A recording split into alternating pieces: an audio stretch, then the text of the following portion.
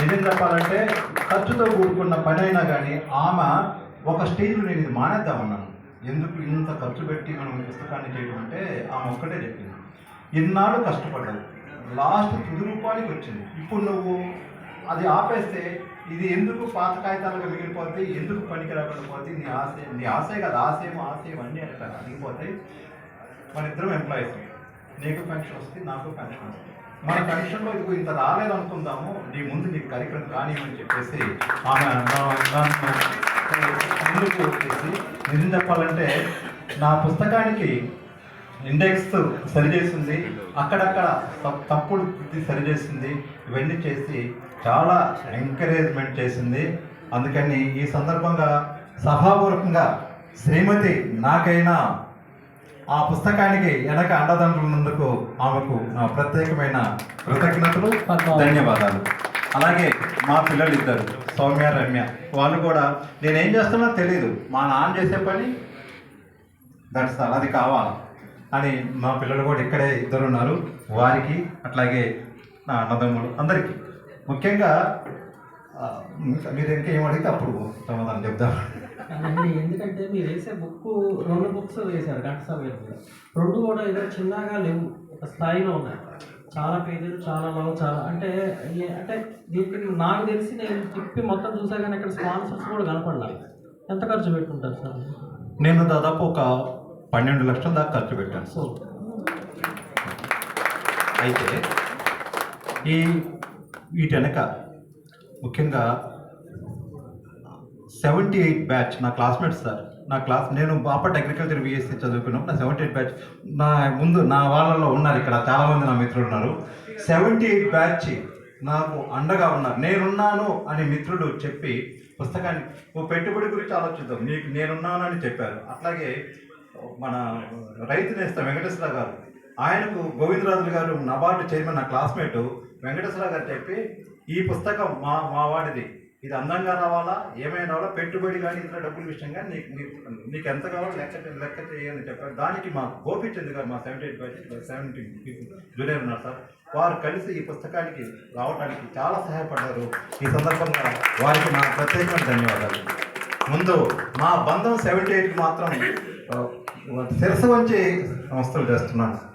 మరి క్లాస్మేట్స్ ఇప్పుడు 1978లో చదువుకున్న మిత్రులందరూ ఇప్పటి వరకు మీతో అంత అనుబంధంగా ఉండటం, వారందరూ సహకరించడం, వారి గుర్తుగా ఇప్పుడు మీరు ఇక్కడ తలుచుకోవడం అన్నీ బాగున్నాయి సార్, గ్రేట్. అయితే ఇప్పుడు అంటే జనరల్గా ఏంటంటే పుస్తకాలు చదవటం, అంటే ఇది కొంచెం రీసెర్చ్ ఓరియంటెడ్, ఇది అందరికీ ఉపయోగం ఎంత ఉంటుందో తెలియదు.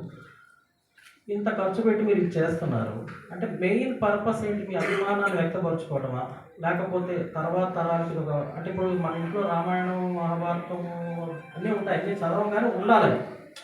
సో అలా ఏదో ఒక ప్రామాణికంగా ఒక ఉండిపోవాలని చేశారా? అంటే మీ మెయిన్ పర్పస్ అంటే చాలామందికి అభిమానం ఉంది, ఇప్పుడు చాలామందికి ఘంటసాల గారి పాట అంటే అభిమానం ఉండటం వేరు, అభిమానాన్ని నలుగురిలోకి తీసుకెళ్ళి భద్రపరచడం, ప్రచారం చేయటం, వారి వైభవాన్ని చాటడం, ఈ పద్ధతి వేరు. దీనికి ఇంత ఖర్చు పెట్టి మీ జీవితాన్ని అంతా పెట్టారు. అంటే మీ మెయిన్ బుక్స్ ఇలా తీసుకురావడానికి గల కారణం? తెలుగు భాష, తెలుగు వైభవం ప్రాచీనం నుండి ఇప్పుడు దాకా సాగుతూనే ఉంది.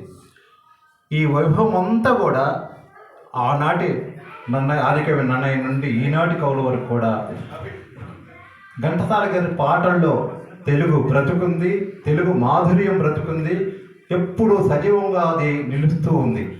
అంతటి సజీవ రూపాలు సాహిత్యం, ఆత్రేయ కావచ్చు, ఆరుద్ర కావచ్చు, నారాయణ రెడ్డి కావచ్చు, పెద్దలందరూ, కృష్ణశాస్త్రి గారు, ఎందరెందరో మహానీయులు అద్భుతంగా ఒక పాట భావాన్ని, పాట రూపాన్ని చెక్కిన సాహిత్యాన్ని అంతా కూడా నేను నా ఒకే చోట, ఒకే పుస్తకం, మీరు అంటే పాటలు పాడే వాళ్ళకి ఈ రోజుల్లో అదేదో అట్లా చూస్తే చేతుల్లో పాడుకునే పరిస్థితులు ఉన్నాయి. ఇలాంటి పరిస్థితుల్లో కూడా తెలుగు సాహిత్యం మన పుస్తక రూపంలో ఒకటి ఉండాలని ఘంటసాల గారు తెలుగు సాహిత్యంలో ఉన్న